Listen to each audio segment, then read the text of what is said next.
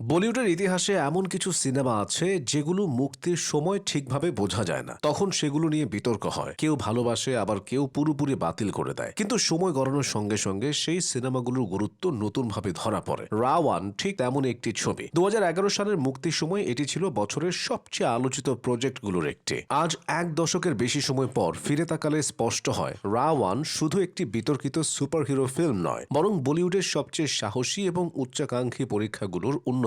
রা 1-এর শুরুটা হয়েছিল শাহরুখ খানের ব্যক্তিগত এক স্বপ্ন থেকে। তিনি নিজেই বহুবার বলেছেন, ছবিটি মূলত তার ছেলে আরিয়ানের জন্য বানানো। তখনকার বলিউডে দেশীয় সুপারহিরো ধারণা ছিল সীমিত। ক্রিশ সিরিজ কিছুটা পথ দেখালেও গেমিং জগৎ, ডিজিটাল ভিলেন, কৃত্রিম বুদ্ধিমত্তার মতো বিষয় মূলধারার হিন্দি সিনেমায় প্রায় অনুপস্থিত ছিল। সেই শূন্যস্থান পূরণ করতেই শাহরুখ খান প্রযোজক হিসেবে বড় ঝুঁকি নেন। এই ঝুঁকির নামই ছিল রা 1। গল্পের কেন্দ্রে ছিলেন শেখর সুব্রামানিয়াম, একজন গেম ডিজাইনার। তার তৈরি ভিডিও গেমের ভিলেন রা 1 এতটাই শক্তিশালী এবং বুদ্ধিমান যে সে গেমের সীমা ভেঙে বাস্তব জগতে চলে আসে। তাকে থামানোর জন্য তৈরি করা হয় নায়ক চরিত্র G1-কে। কনসেপ্টের দিক থেকে এটি ছিল বলিউডের জন্য একেবারেই নতুন। ডিজিটাল দুনিয়া বনাম বাস্তবতা, গেমের লজিক, কৃত্রিম বুদ্ধিমত্তা সবকিছুর সঙ্গে আবেগের মেলবন্ধন ঘটানোর চেষ্টা করা হয়েছিল, যা তখন ভারতীয় সিনেমায় খুব কমই দেখা গেছে। রা 1 ছিল সেই সময়ের সবচেয়ে ব্যয়বহুল ভারতীয় ছবিগুলোর একটি। 130 থেকে 150 কোটি রুপি এতে খরচ হয়েছিল।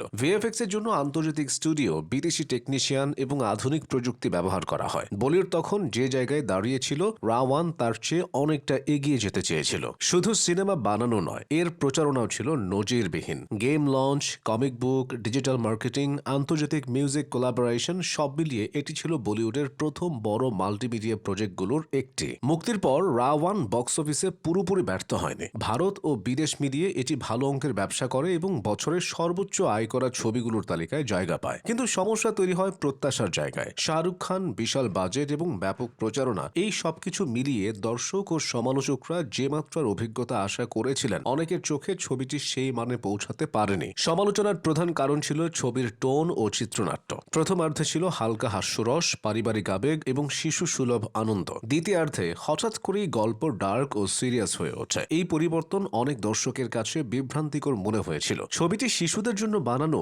নাকি প্রাপ্তবয়স্কদের জন্য সুপারহিরো থ্রিলার, এই প্রশ্নের পরিষ্কার উত্তর না পাওয়াই রা 1-কে বিভাজনমূলক সিনেমায় পরিণত করে। তবুও একটি বিষয়ে প্রায় সবাই একমত, রা 1 চরিত্রটি ছিল বলিউডের ইতিহাসে অন্যতম শক্তিশালী ভিলেন। অর্জুন রামপালের লুক, শারীরিক উপস্থিতি এবং ঠান্ডা অভিনয় চরিত্রটিকে আলাদা মাত্রা দেয়। সে শুধু শক্তিশালী নয়, ভয়ঙ্করভাবে বুদ্ধিমান। অন্যদিকে G1 চরিত্রে শাহরুখ খান ছিলেন ইচ্ছাকৃতভাবেই মানবিক ও সরল। সুপার পাওয়ার থাকা সত্ত্বেও তার চরিত্রের ভেতরে ছিল শিশুসুলভ নিষ্পাপতা। তবে সময় গড়ানোর সঙ্গে সঙ্গে রা 1 নিয়ে দৃষ্টিভঙ্গি বদলাতে শুরু করে। আজ যখন ভারতীয় সিনেমায় ভিএফএক্স নির্ভর বড় বাজেটের ছবি নিয়মিত তৈরি হচ্ছে, তখন অনেকেই রা 1-কে তার সময়ের চেয়ে এগিয়ে থাকা প্রজেক্ট হিসেবে দেখেন। 2011 সালে যে প্রযুক্তিগত সাহস ও ভিজুয়াল স্ট্যান্ডার্ড এই ছবি সেট করেছিল, তা তখন বলিউডে বিরল ছিল। আজকের চোখে কিছু ভিএফএক্স পুরনো মনে হলেও সেই সময়ের প্রেক্ষাপটে এটি ছিল বড় মাইলফলক। সাংস্কৃতিক দিক থেকেও রা 1-এর প্রভাব কম নয়। মুক্তির সময় শিশুদের মধ্যে G1 কস্টিউম ও খেলনার চাহিদা তৈরি হয়েছিল। চম্মকছল্ল গানটি আন্তর্জাতিক পর্যায়েও জনপ্রিয় হয়। এআর রহমানের সঙ্গীত ছবিটিকে আলাদা পরিচয় দেয়, যা